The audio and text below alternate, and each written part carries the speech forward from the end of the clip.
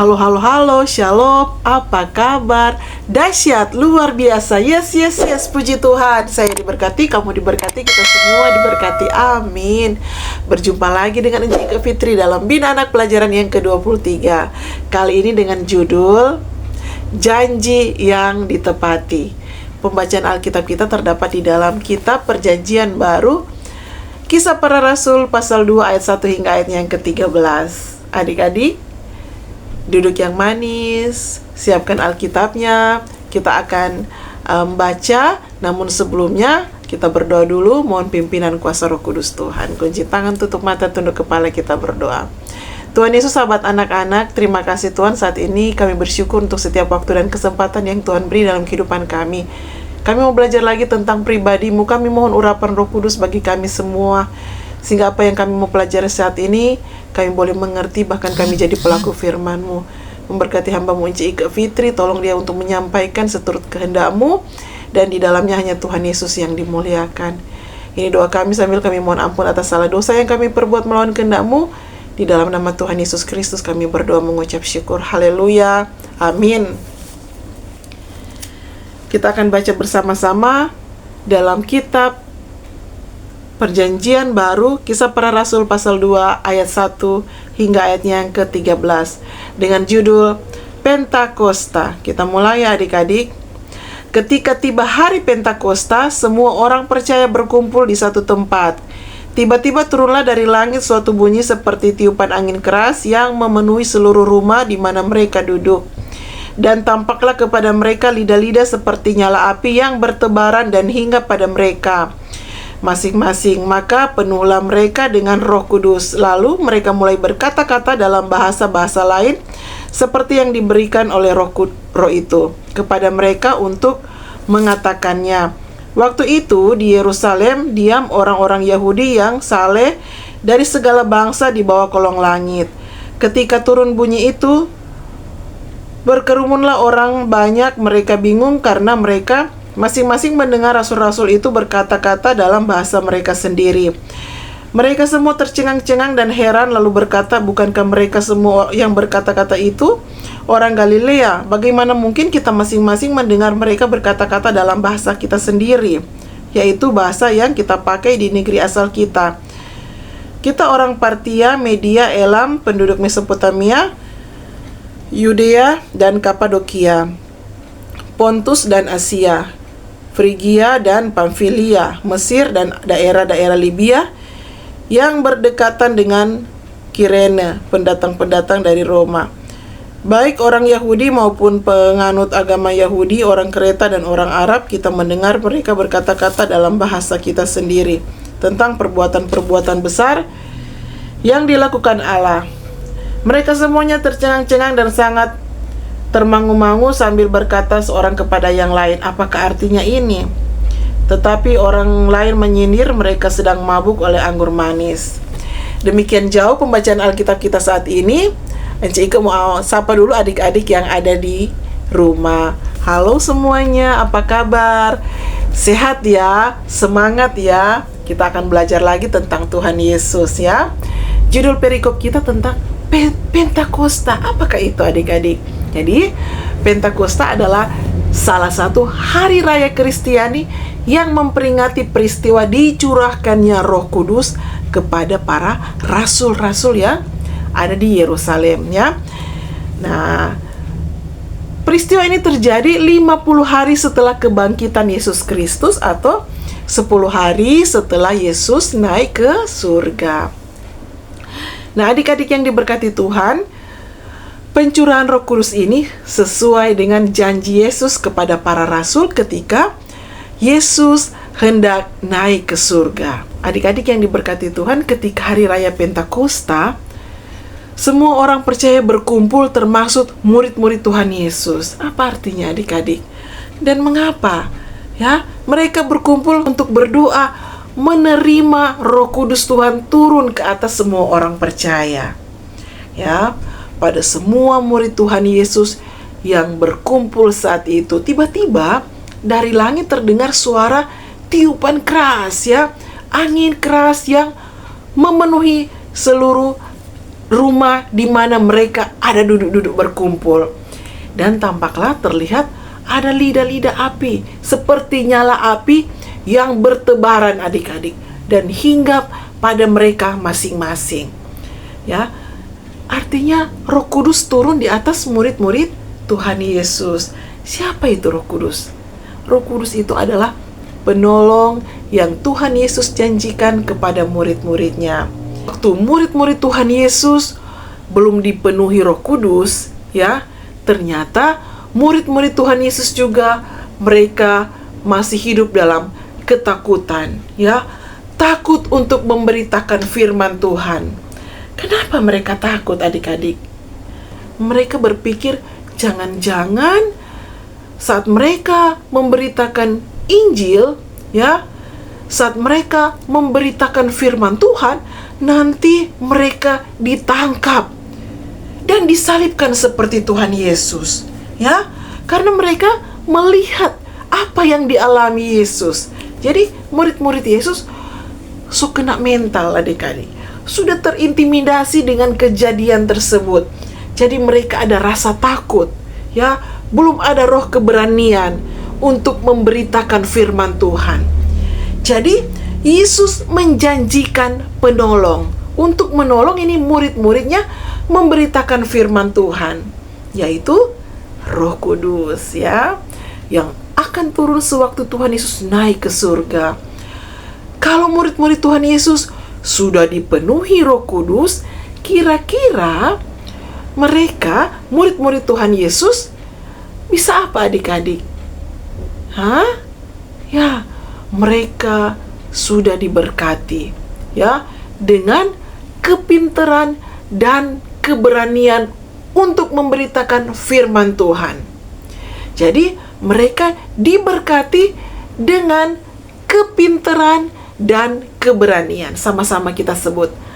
Kita ulangi lagi. Mereka diberkati dengan kepintaran dan keberanian, ya.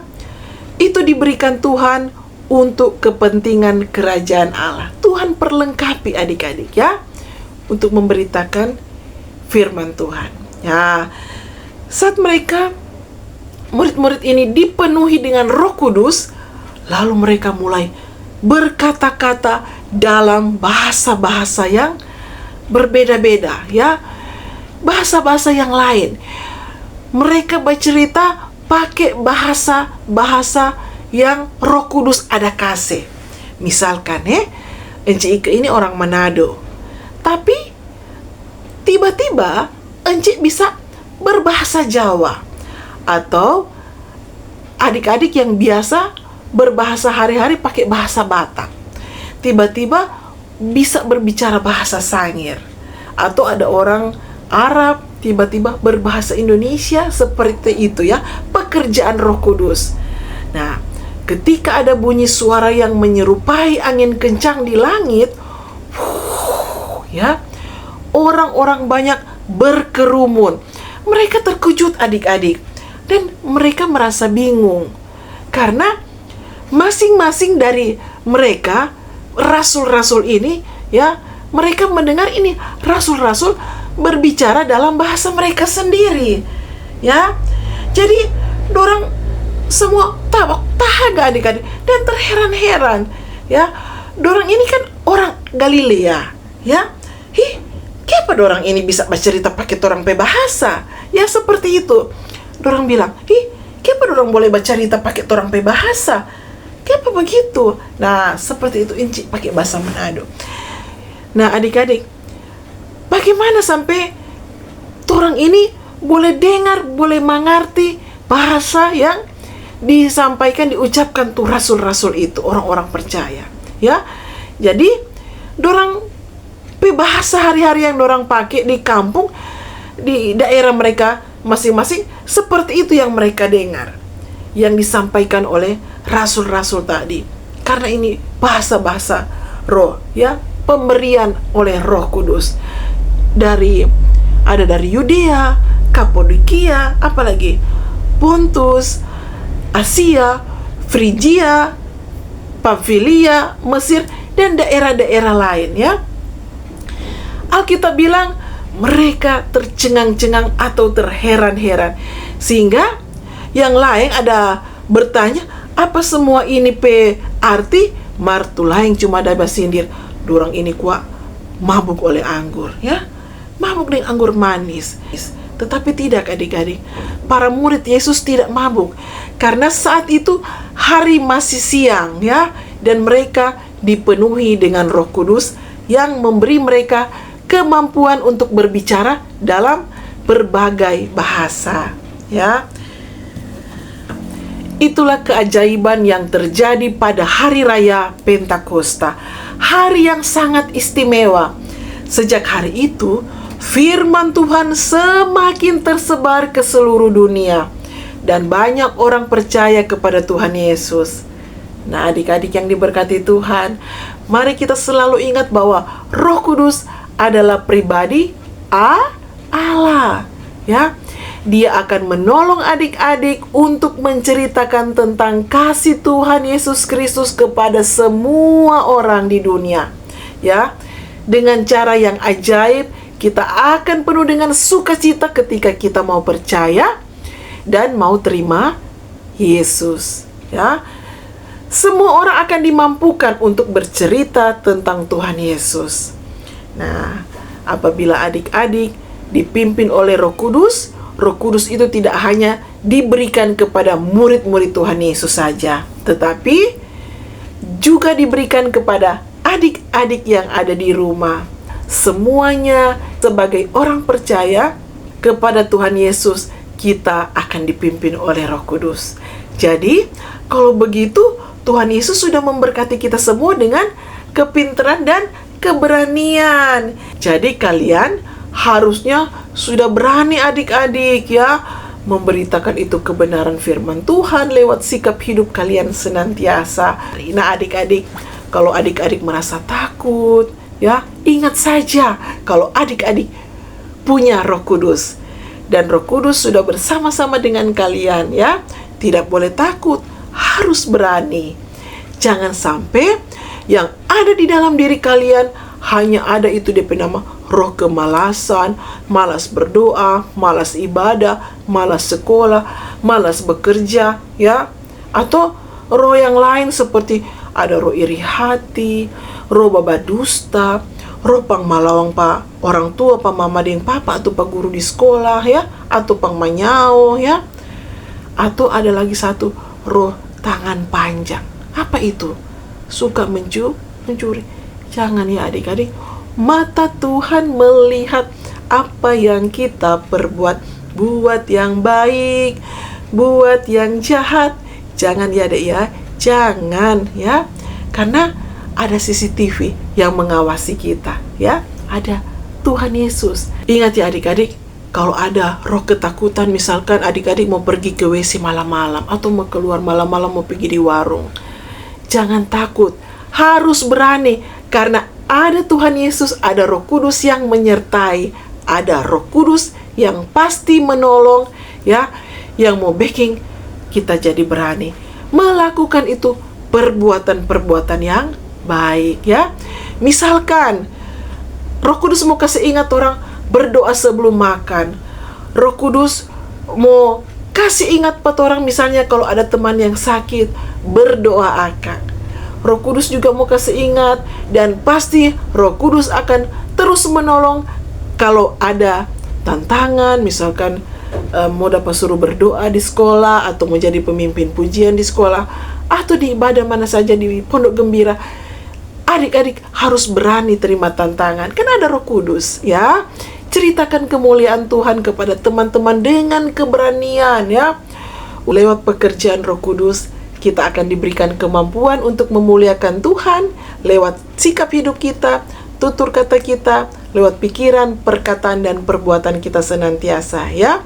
Sehingga apabila kita memuliakan Tuhan dengan sikap hidup kita, itu namanya menjadi murid-murid kecilnya Tuhan Yesus Kristus yang berani dalam memuliakan Tuhan lewat perbuatan senantiasa. Dengan demikian terpujilah firman Tuhan. Amin. Kita akan mengakhiri pembelajaran kita kali ini dengan berdoa. Kunci tangan, tutup mata, kita berdoa. Tuhan Yesus, terima kasih kami boleh belajar lagi tentang pribadi-Mu. Kami bersyukur untuk Roh Kudus yang Tuhan berikan dalam kehidupan kami. Kami percaya biarlah Roh Kudus akan selalu menginsyafkan kami apabila ada perbuatan kami yang menyakiti hati Tuhan. Kami berdoa, Roh Kudus selalu berikan kemampuan kami untuk memberitakan Injil lewat pikiran, perkataan, dan perbuatan kami yang memuliakan Tuhan. Dan biar kiranya Tuhan kami boleh jadi terang, teladan dimanapun kami pergi dan berada untuk kepentingan kerajaan Allah. Memberkati hamba-Mu Cik Fitri, tolong hamba-Mu untuk selalu menyampaikan pembelajaran seturut kehendak-Mu. Ini doa kami bawa hanya di dalam nama Tuhan Yesus Kristus, Juru Selamat yang hidup, kami berdoa. Haleluya, amin. Demikian Bina Anak kita kali ini. Tuhan Yesus memberkati semua yang sudah menyaksikan YouTube channel ini. Kiranya jadi berkat. Jangan lupa like, share, sehingga banyak jiwa-jiwa boleh diberkati dengan pembelajaran yang ada. Dan sampai jumpa minggu depan. Tuhan Yesus memberkati. Shalom.